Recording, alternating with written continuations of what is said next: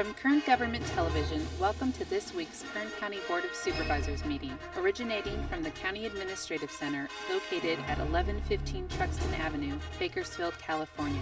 Kern County's vision is to create and maintain a customer-centered county government designed to garner the confidence, support, and trust of the people we serve. Today's Kern County Board of Supervisors meeting will convene momentarily.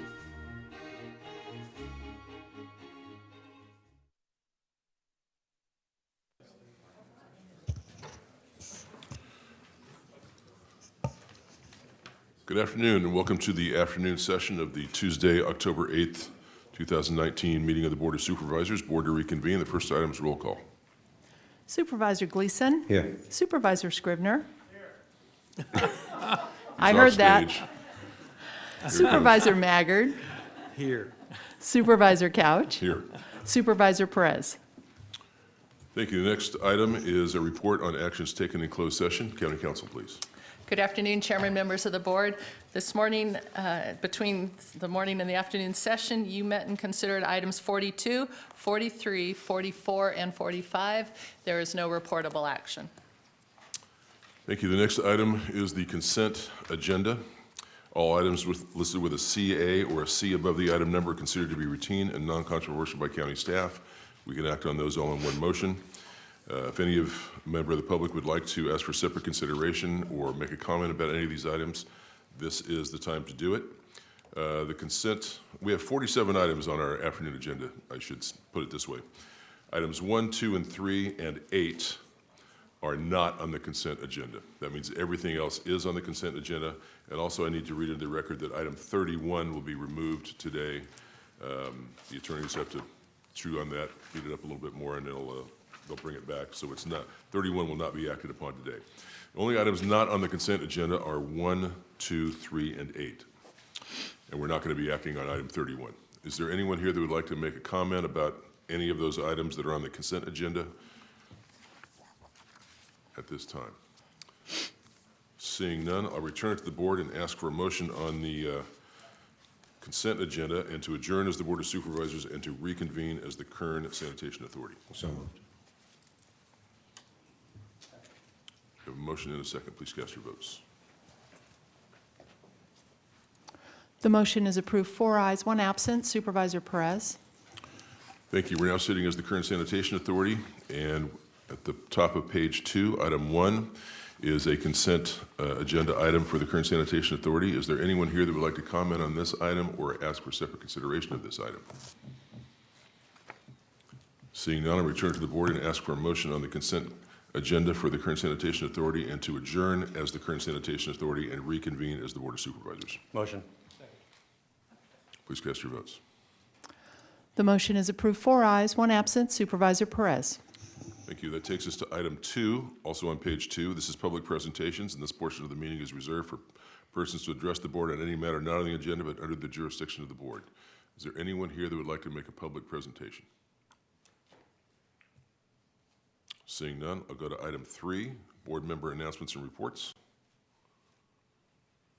Seeing none of those, move on to item 8, which is a request to submit Kern County Medicinal Cannabis Retail Store Initiative to voters on the March 3rd, 2020 ballot. Good afternoon, Ms. Oviatt. Good afternoon. I'm here today with our Assistant Director at Planning and Natural Resources, Craig Murphy. This matter is a completion of a referral from June 18, 2019 that directed the preparation of a medicinal cannabis ordinance for consideration by your board for submittal to the voters of Kern County and placement on the March 3rd, 2020 ballot. The attached ballot initiative has been prepared by County Council and staff based on the framework and structure presented to your board on June 18, 2019 and a full and thorough legal review. A summary of the details has been provided in your board package with the board letter. And the basic framework continues to be medicinal cannabis retail stores only, no growing, no production of edibles or oils, industrial zones only, M1, M2, M3, conditional use permits considered by the Planning Commission and appealable to the Board of Supervisors. There is a list of specific uses with mandated setbacks, a minimum of 1,000 feet, which exceeds the state requirements. First approval of any CUP is only temporary for 3 years, and then another hearing is required to consider allowing it for more time when those 3 years are finished. There's a list of development standards included for the minimal conditions on the conditional use permit, including strict regulation of signage. In addition, we've included a business tax of $35 per $1,000 of gross receipts, additional interest and penalties for non-payment on time, and a detailed procedure for interactions with the treasurer tax collector. We do have representatives from the treasurer tax collector as well as county council who can answer questions about the business tax and the ordinance. It is recommended that your board receive public comment, make findings the project is included in the previously certified Kern County Cannabis Land Use Ordinance revisions to Title 19, Kern County Zoning Ordinance 2017B Final Environmental Impact Report, State Clearinghouse number 20170110058, and is exempt under Section 15162A of the California Environmental Quality Act guidelines from further environmental review. Approve and adopt the attached resolution and direct County Council to prepare and submit to the Kern County Elections Office the approved language within the requisite timeframes to qualify for the March 3rd, 2020 election. And we are available for questions. Thank you. Thank you, Ms. Oviatt. We will open this up to the public now. Is there anyone here that would like to make a comment on this item? Now is the time to do that. How many of you are here to speak on this item? See a show of hands. Could I get you to come to the front row so we can get you to the microphone quickly? If you would help us with that. Thank you. Good afternoon. Good afternoon. My name is Jennifer Romandia with the Kern County Compliant Cannabis Association. And I just want to comment on the proposed ordinance. It's very similar to the one that was discussed back in June. And I made public comment there that our association felt strongly that compliant operators who were in business and participated in the county's amortization program be given consideration with this ordinance. There are groups there's members in our group who were legal under the 2009 ordinance. They had also gained temporary legal nonconforming status, or temporary legal status with the county and legal nonconforming status. They went on to be issued a land use authorization, as well as obtain a state license from the Bureau of Cannabis Control. They were inspected by the Bureau of Cannabis Control and the Department of Consumer Affairs, and they complied with the county's directions and closed their doors May 24th, 2019. There have been other jurisdictions that have allowed for this specific group, or what you call it, they call them pre-moratorium or pre-ICO businesses that were established in with their land use ordinance to have the right to reopen now that laws are permitting and be granted the land use grandfathered in as they were legal, they followed all of the rules, they had obtained land use, and to be able to be continued to operate now that the laws changed and now they're open again, to have the right to reopen and do business exactly as they were doing it before. Those businesses had already participated in directors' hearings and extension hearings and had multiple mailers sent out to the neighboring businesses. One particular business asked for a 60-month extension and nobody came to speak in protest of that. And I know the CUP here projected is for a 3-year CUP. And so public comment again is to hear from the public. And it's again to the record that people who were doing it the right way and complied with all of the county laws, jumped through all the hoops, spent the money invested in the building, just want to be able to reopen where they have been doing it prior. And so, again, public comment, we want to hear, this is the purpose of public comment, is to hear from the constituents. And we're doing great efforts here to make sure that the name Kern County Compliant Cannabis Association, we want nothing but compliancy to the highest level in Kern County. And we want to be here for the long haul to make sure that things are done on the highest level with integrity for the state and the county. My clock didn't start with this, but again, we've written in multiple times that we think local compliant people who've been granted local land use authorization and a BCC license should be able to reopen in the exact same location with where they were, and to amend the projected ordinance to include language that allows that to take place. Thank you. Thank you, Ms. Romandia. Yeah, we didn't start the clock there, and I neglected to mention, why don't we try to keep our comments to 3 minutes if we could? Who'll be next? Good afternoon. Hey, good afternoon. How you guys doing? Good. My name is Christopher Clark. In the ordinance, I do want to say that I am grateful that you guys are moving forward. It's positive for this county and the state. My questions are, well, not questions, but my reserve is the zoning. So M1, M2, and 3 are heavy industrial zoning, and you guys are putting a retail store there. Retail is just transactions. The people coming in are either buying things or they're wholesalers selling things, and it's all transactions. And when you put that way off the beaten path, it creates a security problem. It's easier to target. People could be tied up and nobody could get to them. These zonings are anything, they're junkyards, storage facilities. That's the only things in these heavy industrial zones, and you're putting a retail business. Communities have the retail zoning because one of the things that help out is safety. Like people coming down the street, they could see businesses have cameras. And these dispensaries required by the state have to have security guards. So to me, that makes them better for a community, for a retail zone, because they'll help out with other businesses in the zone.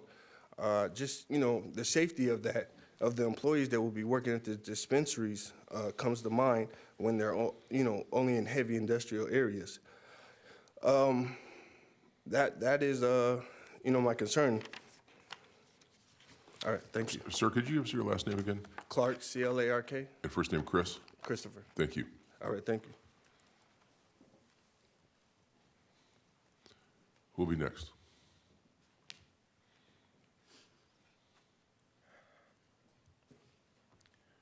Good afternoon. My name's Edgar Duran. I'm here for me, state the obvious. I don't understand as far as the 1,000 feet go. I don't understand how that's logical.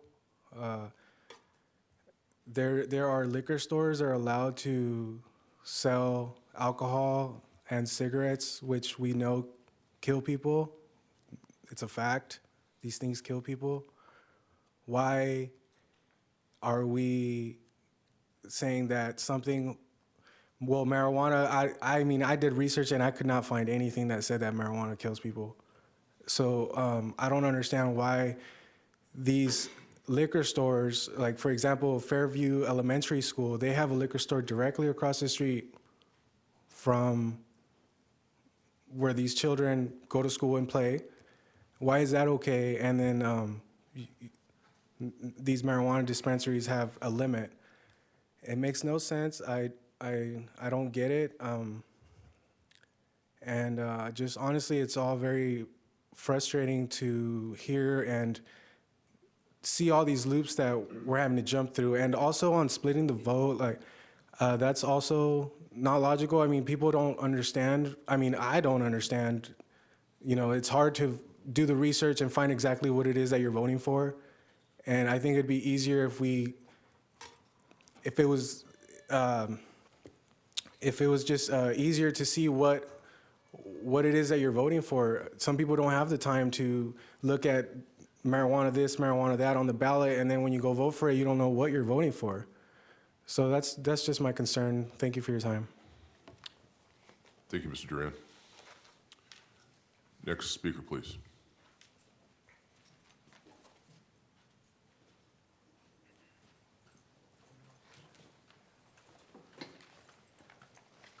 Good afternoon. Good afternoon. Fausto Gonzalez.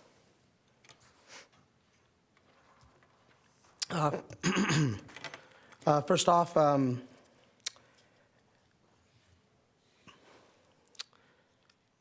sorry, lost my train of thought there. I just wanted to say, as far as the new cannabis ordinance or whatever it is that you guys are trying to put up there, for the first off, I believe it's illegal. It shows a conflict of interest, something that the people have been, diligently fighting for a long time, putting tens of thousands of dollars into. And by you guys going in and writing something that you essentially opposed a while back. It's unfair. It doesn't show the people, any fairness. How is it fair for the people to vote on something that they want? You guys still putting a no in there and then a second ordinance. If you guys want to make it fair, put your ordinance and put the other ordinance in and take the no out. You guys already approved a plan that you guys think is going to work. Why don't you give the people the simple opportunity to vote either one or the other? Because by splitting the vote, that's just not fair, and that's not, giving a voice to the people. That's limiting us, and you guys as professionals should know that. I mean, I know it's all politics and everything like that, but, politics or not, there got to be some fairness here. We've been fighting for this for a long time, and now when you guys finally decide, hey, this is going to work, you know what? You guys, have you even paid attention to what we can do? It's not, your plan is not going to generate more money. It's not going to make any money for you guys, not compared to ours, and I just think it's unfair. It's not gonna work, And if you guys wind up doing this, if you guys wind up adopting or putting in the other measure, it's gonna be unfair for the people. If that's the case, again, just split between the two. Let's see who's best, what the people really want. And that's about it. Don't split the vote. Thank you, Mr. Gonzalez. Who's next?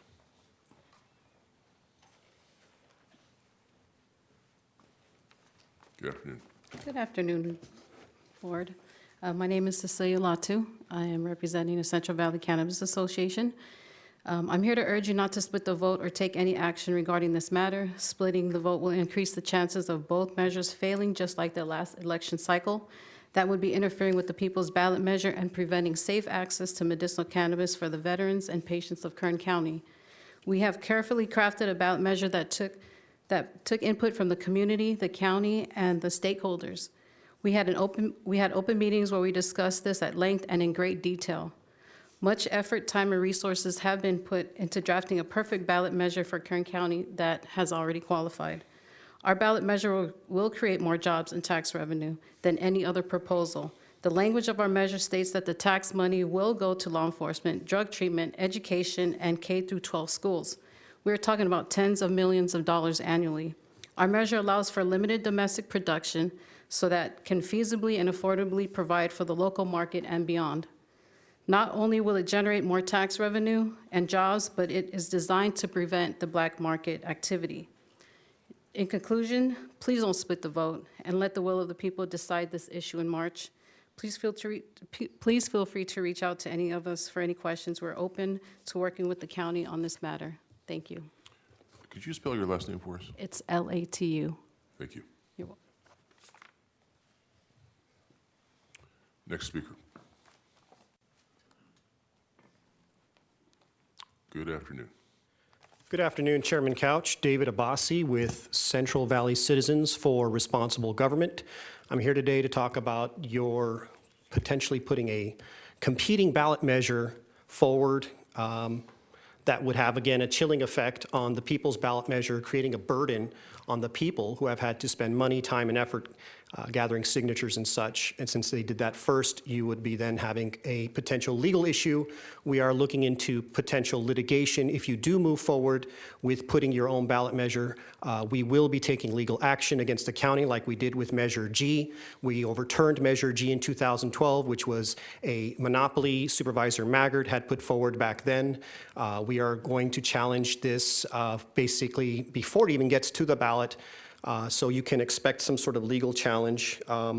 It doesn't allow for 60 dispensaries just to automatically reopen.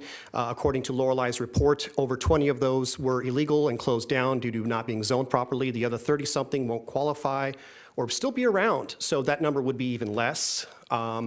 The ballot measure we have actually covers the entire industry, the local production, and other things that will make it to where it's affordable and feasible for patients to access. It basically protects what's going on right now, because if you get rid of these growers and manufacturers here locally, it's just going to go to the black market. So your store's only option is, in fact, short-sighted in that sense. It could supercharge the black market because of its limited aspects. And also, we're aware that this is another monopoly attempt like Measure G. This is Measure G2.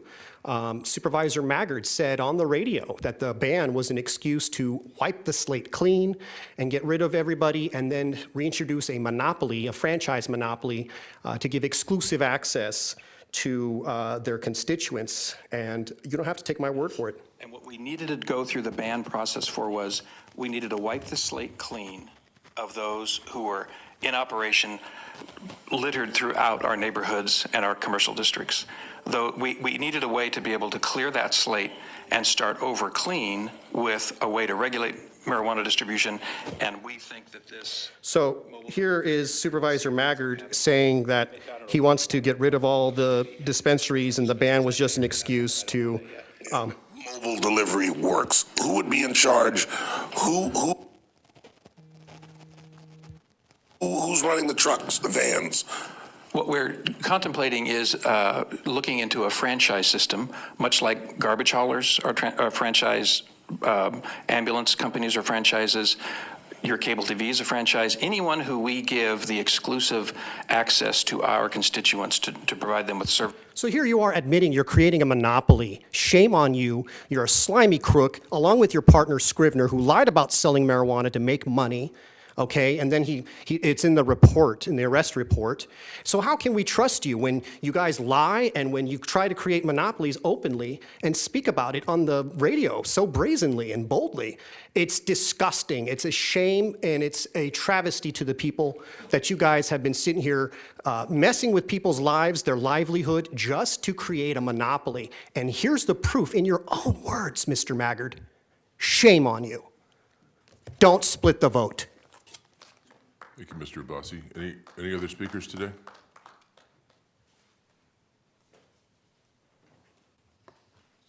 No more speakers? If there are others that would like to speak, could I please ask you to come to the front row so we can get you the microphone quickly? Good afternoon. Hi, my name is Cece Peckham. I'm with the CVCA. Central Valley Cannabis Association. You just spoke with a few of my colleagues. You guys ready? Yeah, we're waiting. Go right ahead. Okay, so I wanted to follow up a little bit on some things that have already been spoken about. Specifically, the black market that this is going to create. I'm not a shop owner. I'm a consumer. I'm a patient. I'm a veteran, and I've mentioned that to you guys before. I don't, and I know that most patients and customers and consumers are struggling to go and find this medication since you guys shut us down in May. And if you don't want it to be called a medication, I will call it a drug. I will call it whatever you guys want, marijuana, cannabis, whatever. It is what it is. And right now we're struggling, and all that's happening with this measure that you guys are proposing is that it's creating a bigger black market, which is what you guys have all been concerned about, right? That's what all of us have been concerned about, is this black market. And this is what we want to do, is make it safer. We want to make the tax revenue provided for our community and build back up our community, because we know, everybody knows, that we are weak right now. We're down.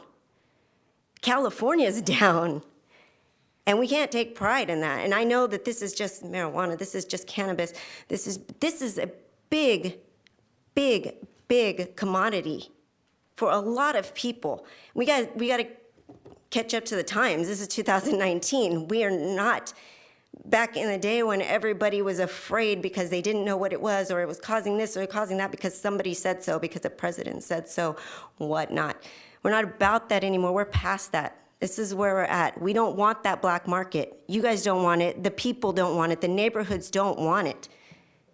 We want to be able to go to our local dispensary, get our medication, and go about our lives, our productive lives. We're out there, we're working. I told you, I'm a veteran, and I can say that, and I will repeat it, and I'm proud of it. And I've earned my right to stand here and say what I need to say, and I speak on behalf of many Kern County veterans. I promise you, go out there and talk to them. You know them, and you guys are making us suffer. Please, don't split the vote. Thank you. Can I ask you a question? Absolutely.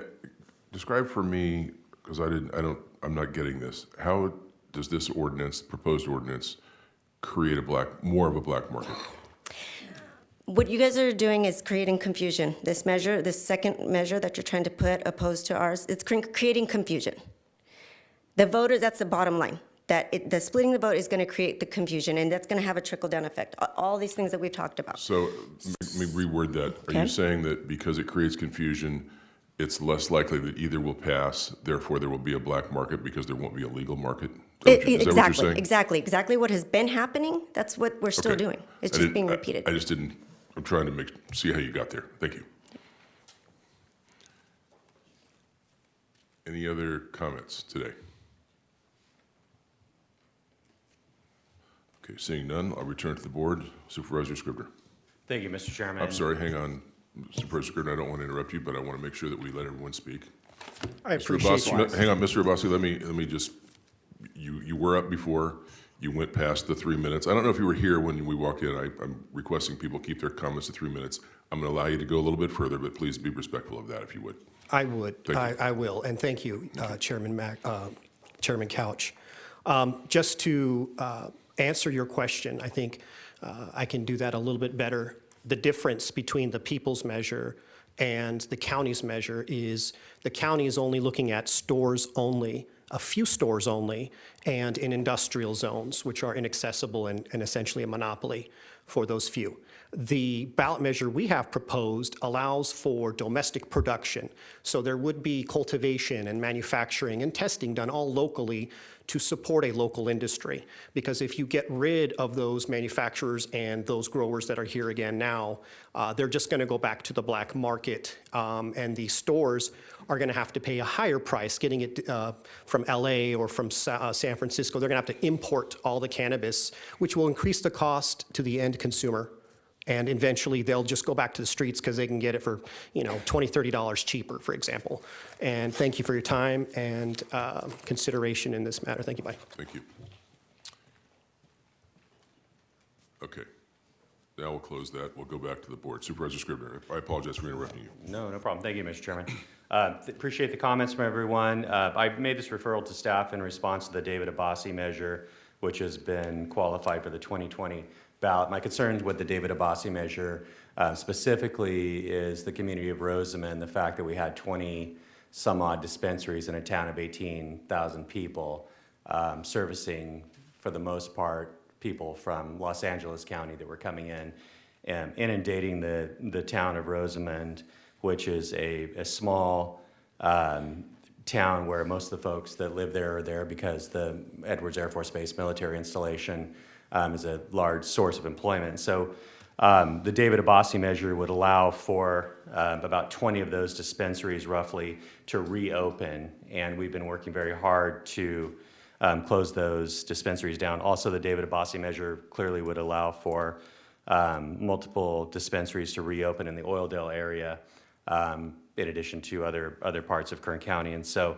Ms. Oviatt, before I make a motion on this item, I would like to ask if you would like to respond to any of the points that were made. First of all, Mr. Clark said that he was concerned that with an industrial zoning, he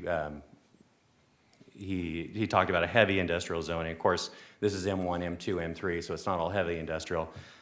He feels that that would create a security problem. Could you give the public and the folks that are here some idea of why you have proposed an industrial zoning for this measure? Supervisor Scribner, through the chair, the characterization by Mr. Clark of M1, M2, M3 as heavy industrial is actually not accurate. M1, M2, M3 also include commercial. There are many commercial retail shopping centers in M1 and M2. They are allowed. There is very little of the kind of heavy industry in Kern County. That a lot of the heavy industry is actually in the A zone, the agricultural zones, not in those industrial zones. So the intention is to provide a place for medicinal customers. As a reminder, this is not recreational adult use where anyone can go in. You need to have a card, you need to actually be cleared. Therefore, the idea that we need to have this along commercial operations such as along Chester Avenue or along along a variety of commercial areas for walk-ins is actually not accurate. Since this is only medicinal, it's only for qualified patients, it's only for people who have gotten a referral, who have paid for their card at the state level and registered, and therefore it is a destination, not a casual walk by, I think I'll go in. There are many, many different kinds of commercial operations that are in industrial. That was the first choice. The second choice was the question about the setbacks. The state setbacks is 600 feet. 1,000 feet is not that much more. You'll remember that in our original proposal, we were at 1,500 feet. Your board has now stepped back to 1,000 feet. And the intention is to provide both ways. One, for the confidentiality of the patients. We have been reminded repeatedly by these organizations that this is a medical issue. There are confidentialities. To place these so close to a variety of uses also means that people know who is walking in and out of these operations. So on the one hand, there's a protection of the patient's confidentiality, and on the other hand, cannabis is a new type of legalized drug, and your board has been sensitive that while alcohol and tobacco may have been legalized, you'll notice that it's actually heavily regulated, and tobacco is actually being almost phased out in many cases. So the idea is that why should we overexpose our parks, our schools, and others to this new operation when this is really just for qualified patients? The third thing I wanted to comment on was the representation by Ms. Latou that the Latou-Abbasi initiative imposes a tax. It does not. The wording of it says that your board can impose a business tax up to $37. So there is no guaranteed revenue. It is incumbent on your board to decide if you want to bring that forward. We have no evidence that the organizations that have actually put this on the ballot would not come and protest that. This initiative brought before your board would actually impose the tax. If the voters vote for it, the tax would automatically go into effect. And those were my comments. Thank you, Ms. Oviatt. I'd like to talk about the conditional use permit. The David Abbasi measure doesn't give any opportunity for neighboring businesses to comment on whether or not a dispensary can go in. This could go in a commercial area. It could go right next to the grocery store, the beauty salon, et cetera. But in contrast to the David Abbasi measure, the measure that you're proposing requires a conditional use permit. So could you walk us through that process? I'm sorry. So the conditional use, Just to clarify, it's Cecilia Latou who is the proponent, so it's the Latou measure. Well, you're clearly the chief spokesperson for this measure, and you've got all your folks here, and so I think referring to it as the David Abbasi measure is accurate. Thank you. Ms. Oviatt, please. The term limits Supervisor- is my ballot measure, which we're going to see through now. Supervisor Scribner through the chair. An application with application fees which are already established, would be submitted. The application would be reviewed for completeness. There may actually be a variety of studies that would need to be done, just like other conditional use permits. It would then, a public notice hearing would be set for the Planning Commission. It would be sent to the list of people who are on our list for notification, as well as surrounding neighbors. There would be a public hearing. At that public hearing, conditions would be recommended, and the Planning Commission could impose even, they could waive some of the conditions that are in the ordinance if there was findings made. They could increase the setbacks. That would then be final unless the neighbors wish to appeal it to your board with a fee, or the applicant themselves with a fee wish to appeal it to your board. Thank you, Ms. Oviatt. I think that, what us putting forward this measure will allow to give the voters a choice between the David Abbasi measure and something that I believe is a lot more reasonable, that will provide more protection for our neighborhoods, for children, but would offer an alternative for the electorate who are who would like to see some opportunity for legitimate patients that have ailments that are receiving some relief from medical marijuana, provide them with access and with an option. And so I'd like to make a motion that we move forward with staff's recommendation. Ms. Oviatt, do you need to read anything in the record along those lines? Or is it sufficient, County Council, for me just to make a motion on staff's recommendation?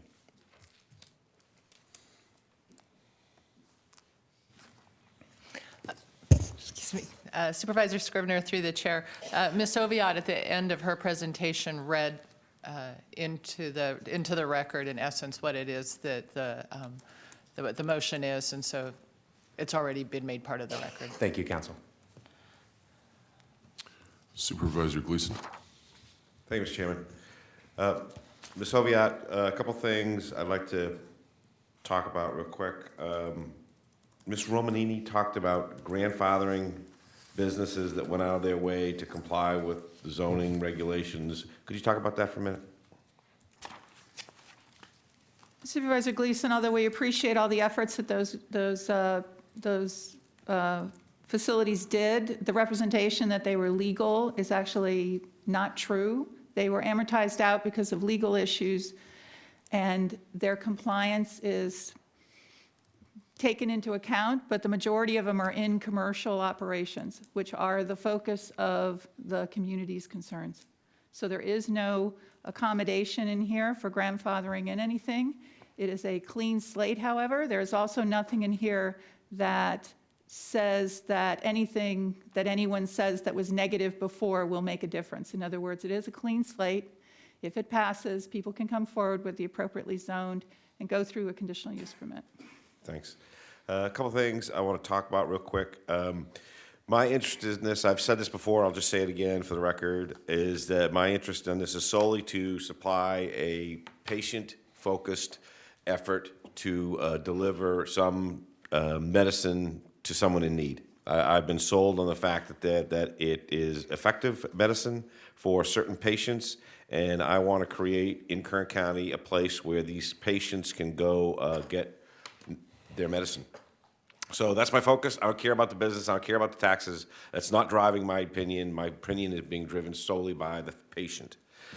I'm also not interested in forwarding a measure that will split the vote. Is not my concern. It's not what's driving my thoughts. I'm sitting here saying I would like to see this pass.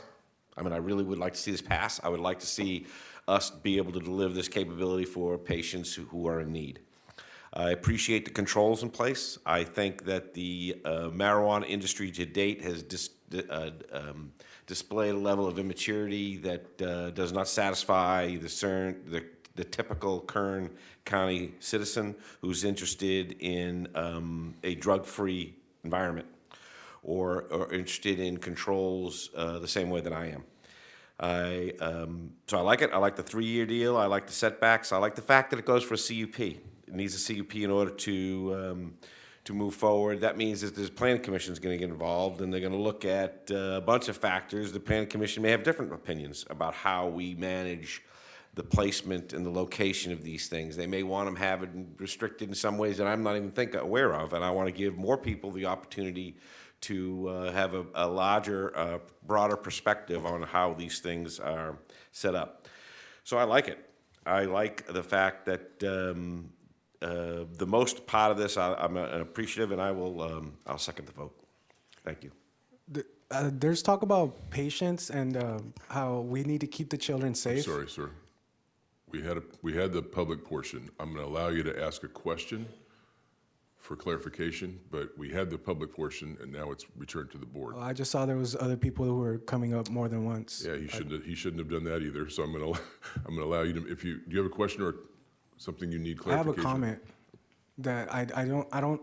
We're talking about keeping the children safe, and we're talking about patients, as the lady was saying, patients. Well, there's patients that go into CVS and Rite Aid, and they go get their medication as well, and these people need certifications. They need an ID. They need a recommendation to get these these medicines.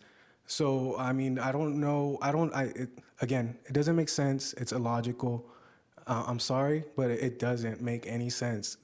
I understand that you want to keep the children safe. The children cannot go into these places. They're not of age. They don't have the proper identifications. They can't be prescribed these medications. Thank you. Thank you. Thank you, Supervisor Gleason. I have a question about, well, let me ask it this way. The measure that has obtained, this is really a question for County Council, I think, or Ms. Oviatt, she may know the answer. The measure that has obtained enough signatures to be on the ballot and is on the ballot by virtue of that, if that'll end up as an ordinance were it to pass. If there was a desire to change that ordinance, get rid of it or amend it, what's the process to do that? Is it signature gathering again, because that's the way it got on the ballot in the first place? Yes, it would have to be done by the voters. The board could not put an amendment to that on the ballot. I'd like to know the answer to that question. I'm going to defer to Ms. Okay. Sorry, we agreed to bring the ordinance. If the ordinance was amendments to conform ordinance to state law, in other words, if state law has more protections, then your board could vote for it. But if you want to weaken it, you have to put it on the ballot. But we could do that. You It wouldn't have to go through a signature gathering effort. No, your board can always, I defer to council, but your board can always put it on if you have the environmental impact report, which you do. You have to comply with But in the future, we might not. We might have to do another one. I disagree. You disagree with that? You think the one we have was always? Yes, would be all right. sufficient. Thank you. you. Okay, we have a motion and we have a second. Please cast your votes. The motion is approved, 4 ayes, 1 absent. Supervisor Perez. Thank you. That takes us to the end of the afternoon agenda, and I just need a motion to adjourn to October 15th, 2019 at 9 a.m. So moved. Without objection, we're adjourned.